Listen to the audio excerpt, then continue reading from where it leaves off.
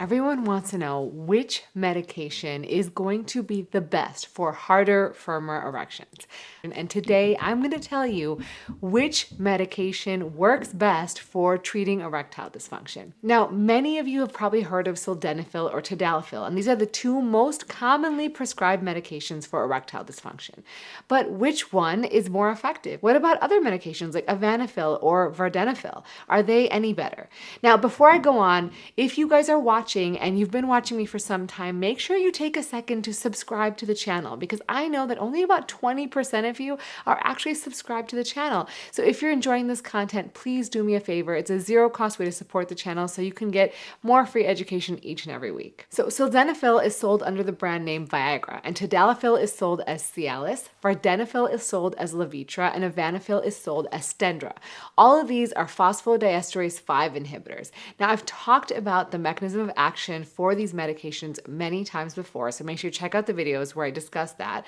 But simply, the end product of taking any of these medications is that you have more increased blood flow to the penis, which then helps you achieve and maintain an erection for a longer period of time. Now, these medications have been extensively studied, and they're considered safe and effective treatments for erectile dysfunction. I've even talked about the safety of these medications in a prior video as well. So for most men, they're going to be something that you probably might consider if you're having less than optimal erections. Now, there's two caveats. If you're told by your doctor that you can't have sex because your heart can't handle it, or if you're on medications like nitroglycerin for chest pain, then you can't take these medications. Let's get back to it. Which one is better? So in order to figure out which medication is more effective, researchers did what's called a comprehensive review and network meta-analysis.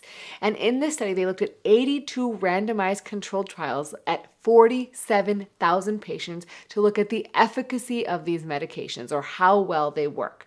They looked at another 72 randomized controlled trials with over 20,000 patients to look specifically at the safety of these medications. Now, they also did what's called a trade-off analysis, which essentially looks at, okay, if you're getting efficacy, what are you trading off for in terms of safety? The most common one was looking at changes in erectile function by using a score called the International Index of Erectile Function, or the IIEF score. And this is a validated questionnaire that we use quite often in research to help us determine the presence and severity of erectile dysfunction. And I use it in my clinic as well. They also used others like the Global Assessment Questionnaire, the Sexual Encounter Profile, which essentially looks at how often you're having sex and how satisfying that was. And the analysis ultimately found that all of these medications were more effective than placebo or a sugar pill at improving erectile function. The most effective starting dosages was sildenafil 50 milligrams, which improved erectile function by 47% compared to placebo. Other doses included Cialis or tadalafil 10 milligrams, which had a 33% improvement, vardenafil 10 milligrams, which had a 35% improvement, and avanafil 100 milligrams, which had the lowest at 29% improvement. Now, they did notice that higher doses of some of the medications didn't really enhance the efficacy compared to what they did at the starting doses. For example, sildenafil 100 milligrams showed 46% improvement, which was actually less than the 47% they had at 50 milligrams.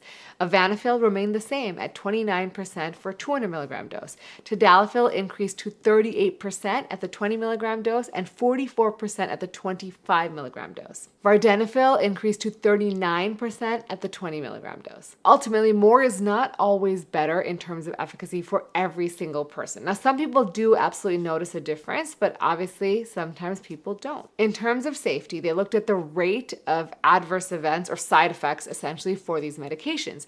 And most commonly what they saw were things like headache, flushing, dyspepsia, or what we call indigestion or upset stomach, and lastly, nasal congestion. And they found that actually tadalafil 10 milligram had the lowest overall rate of any of these side effects, while sildenafil 50 milligrams had the highest rate, and that was 18%, whereas that 10 milligram dose of tadalafil was at 10%. So generally speaking, lower doses for all the medications had lower side effects. And when they did this trade-off analysis, they found that starting dosages of 50 milligrams had the greatest efficacy, but also had the highest rate of overall adverse events, whereas tadalafil 10 milligrams had intermediate efficacy and the lowest overall rate of adverse events.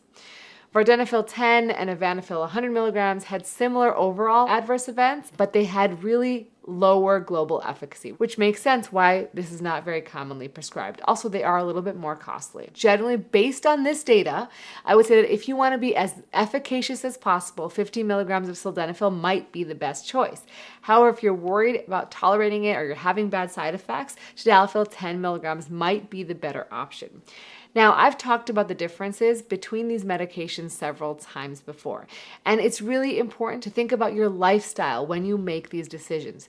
Do you eat before having sex? Do you prefer something that works very, very quickly or something that lasts longer? Because they are different in these two medications, and I want to make sure you think about that before you decide what is right for you. And as you notice here, 25 milligrams of tadalafil was the best success rate. So oftentimes what I will do with patients who are not responding is put them on a daily dose of 5 milligrams of tadalafil, and then off-label, you can do an additional 10 milligrams of tadalafil or an additional 20 milligrams of tadalafil or 50 milligrams of sildenafil and see if that improves your overall erection when you take it as needed on demand. Ultimately, guys, there is no one size fits all. I wish there was, but there's not. And every person is going to be individual and unique in terms of how well they respond to certain medications and what side effects they have. And if you guys ever notice that you're having a side effect that you're not sure is a side effect, always bring it up to your doctor. We're never going to tell you, oh, why did you tell me this? The more information you give us, the better. I hope you guys enjoyed this content. If you do, please share this channel with your friends. Let them know it exists because I think it is so helpful in demystifying a lot of the sexual health issues that we face each and every day. And as always, I'm going to take care of yourself because you're worth it.